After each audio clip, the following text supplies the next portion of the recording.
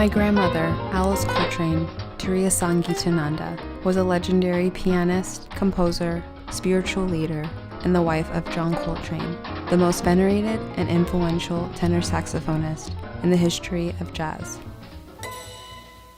In the summer of 1963, John and Alice fell in love.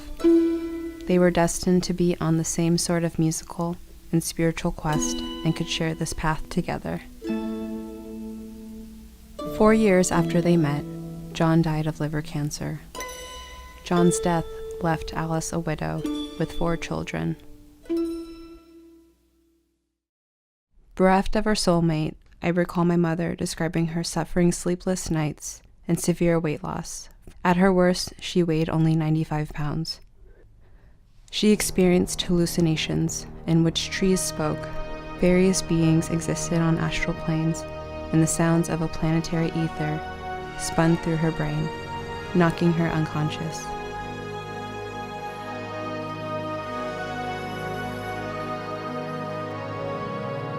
The critical event of this period was not that Alice fell into the nadir of her existence, but rather that she experienced tapas, a vital period of trial.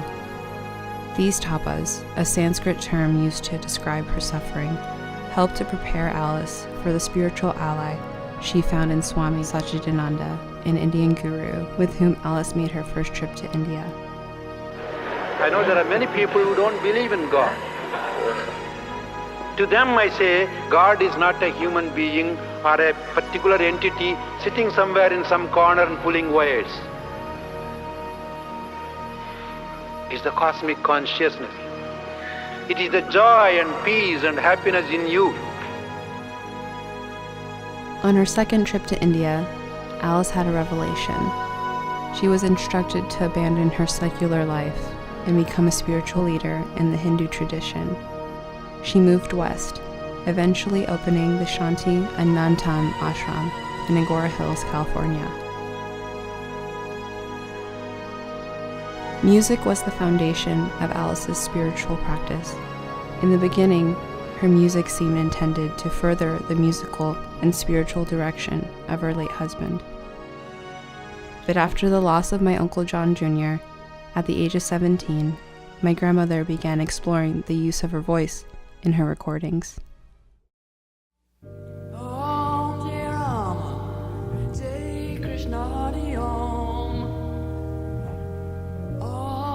From the mid-1980s to the mid-1990s, Alice Coltrane self-released 4 brilliant cassette albums. These cassettes contain a music she invented, inspired by the gospel music of the Detroit churches she grew up in, mixed together with the Indian devotional music of her religious practice. Originally only made available through her ashram, they are her most obscure body of work and possibly the greatest reflection of her soul.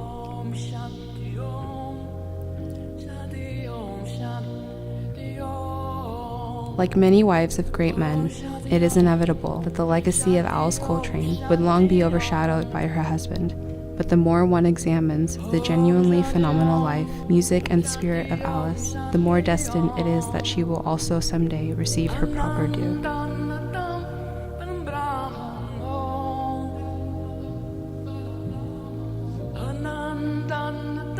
"10 years after her passing, and what would have been her 80th year, my grandmother, Alice Coltrane Turiyasangitananda, will be celebrated all around the world. I hope you can join us on this journey."